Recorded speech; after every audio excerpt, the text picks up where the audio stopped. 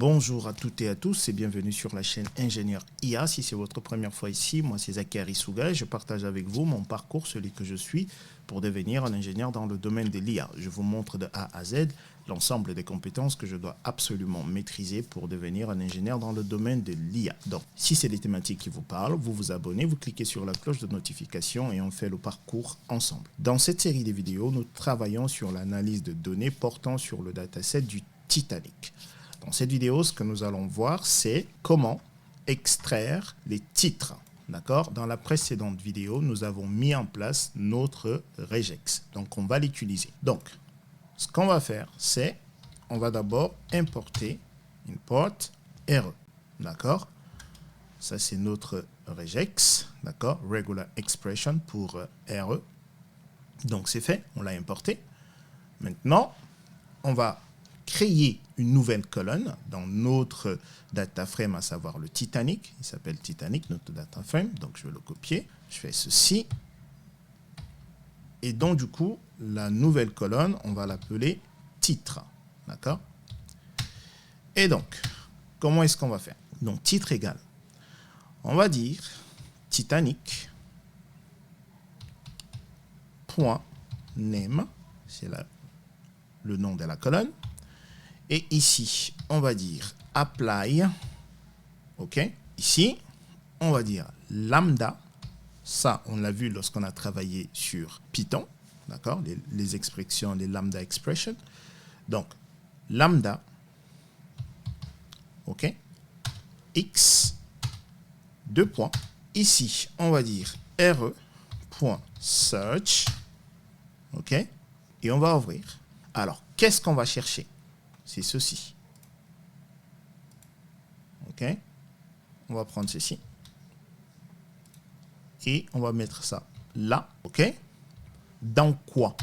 Bah ça. X ici va parcourir chaque ligne de notre colonne name. D'accord? Donc X va parcourir ceci. Et lorsque X sera par exemple ici, bah on va regarder si on peut extraire le titre en question. Donc, on va chercher ça dans X. OK? Très bien. Du coup, une fois que ça c'est fait, alors, ce que je vais faire pour le moment, je vais faire le test. Donc, je ne vais pas affecter tout de suite. Donc, on va faire ça. Donc, une fois que ça c'est fait, si j'exécute, vous voyez, donc là, il nous a retourné un objet. OK? Donc, on va utiliser groupe ici. Groupe va simplement nous permettre d'extraire l'ensemble des mots, l'ensemble des groupes trouvés. D'accord? Donc, si je fais point groupe, voilà.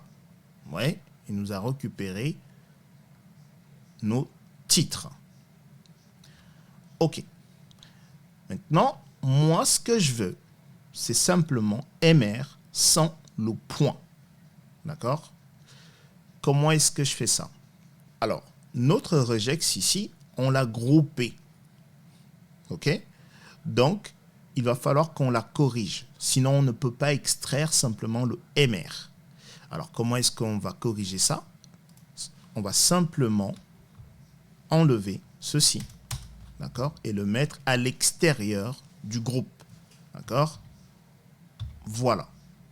Donc, si je fais ça, et que j'exécute, j'ai toujours la même chose, mais sauf que cette fois-ci, je peux par exemple dire 1. OK? Vous voyez? Là, il n'y a plus le point. Si je mets 0 ici, j'ai le point. OK? Avec le 1, je n'ai pas le point. OK? Donc, maintenant, je peux créer la nouvelle colonne. Donc, je fais Titanic. OK? Titanic, comme ceci. Et on a dit que le nom de la nouvelle colonne, on allait l'appeler titre. Comme ceci. Voilà. Maintenant, si j'exécute, c'est fait. Maintenant, si je fais Titanic, mon data frame, point head, OK, par exemple de 5. Voilà, on a la nouvelle colonne qui est là. OK? Maintenant, on peut revenir ici dans la classification qu'on a réalisée précédemment, ici, et on va rajouter notre colonne, à savoir titre. OK? Et ça va être une variable aléatoire discrète. OK? Très bien. Et du coup, maintenant, on peut réaliser une étude sur notre colonne titre, tout comme on l'a fait avec les autres, hein, ici. Donc, ici, donc, on peut faire maintenant sns.count plot. J'ai oublié le plot. OK.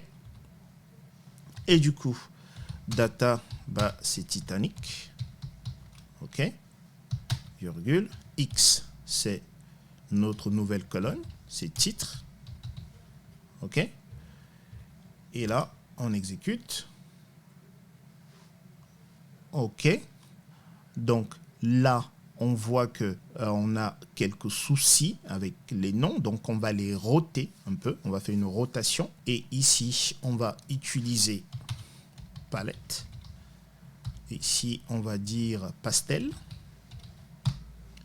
OK, donc on peut exécuter, donc là on a différentes couleurs. OK, donc ici il va falloir faire une rotation pour mieux voir. Pour cela on va faire PLT, donc pour Matplotlib, et on va faire xtix, OK, rotation égale à 45, d'accord. On va faire plt.title, ça c'est le titre, et donc vous voyez que ici en fait lorsque on trace notre count plot, on a du texte ici, donc on va faire en sorte de ne plus l'avoir. Donc pour le moment on va mettre le titre, donc plt.title.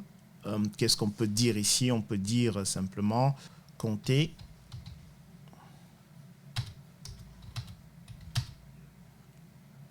les titres, compter les titres comme ceci par exemple. OK, et ici on peut faire plt.show comme ceci. OK, on va exécuter. Voilà, très bien. On a notre titre et ici on a roté en fait ce qu'on avait. OK, et donc voilà ce qu'on avait. Alors ici ce qu'on voit c'est que dans notre jeu de données on a Mister, on avait la plupart des passagers avaient le titre de Monsieur Mister. OK, et on voit également que on avait quelques personnes de l'armée, donc captain, colonel. OK, après on avait des femmes mariées. OK, on avait des miss. OK, etc., etc. OK, par contre on voit ici que par exemple madame, OK, ce qu'on voit là, c'est que je pense qu'on peut faire on peut grouper certaines informations qu'on a là. Par exemple, Mrs. avec Madame, ici, par exemple. On peut grouper, par exemple, également les titres de CAPT, école, par exemple. OK, d'accord. On peut faire quelques modifications. En fait, on peut modifier ceci, d'accord, en regroupant certains éléments.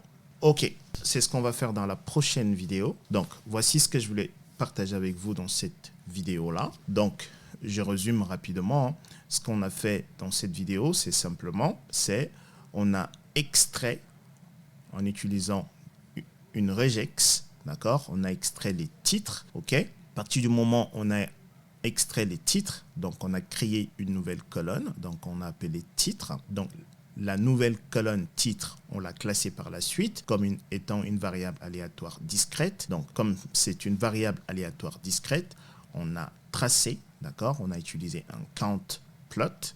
OK, donc pour la rotation, on a utilisé Matplotlib pour roter en fait les informations ici, d'accord. On a utilisé Matplotlib, ok. Et donc on voit que on peut encore apporter quelques modifications en fait pour que notre étude soit davantage significative. Donc c'est ce qu'on va faire dans la prochaine vidéo. J'espère que j'ai été clair. Si tel n'est pas le cas, dans la section commentaires comme d'habitude, posez-moi des questions et je répondrai. Je vous donne rendez-vous dans la prochaine vidéo. Portez-vous bien. Peace.